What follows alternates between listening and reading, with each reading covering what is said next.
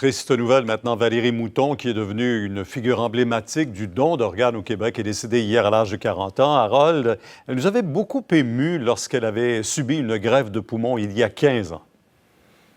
Vous en rappelez, Pierre, en compagnie de mon collègue Claude Charon, on avait fait une entrevue avec Valérie en février 2004. Elle avait de la difficulté à respirer. Elle était à l'Hôtel-Dieu. Elle a été greffée quelques mois plus tard, en juillet 2004, au CHUM.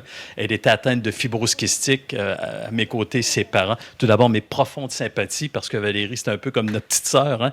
Tout le monde la connaît aussi. Comment ça s'est passé les derniers moments? Est-ce que ça a été difficile? Bien, elle est morte entourée de toute la famille et de l'homme qu'elle aimait.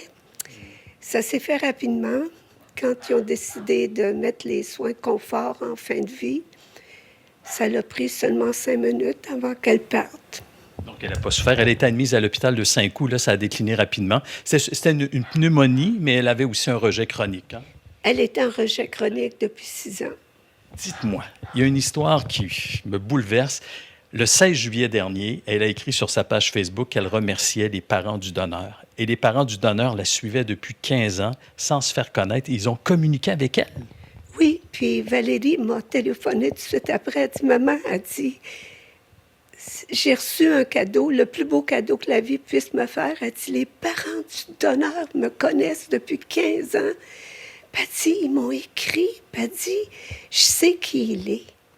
Et vous espérez les rencontrer. Vous aussi, M. Mouton, vous aimeriez les rencontrer? Oui, il y a une rencontre qui était prévue, mais Valérie était hospitalisée, qui a été reportée en début septembre et on devait participer à cette réunion.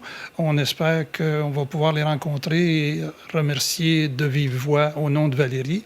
Mais ce qu'elle disait aussi, c'est que quand elle mourrait, elle irait remercier de l'autre côté ce donneur que maintenant elle connaissait.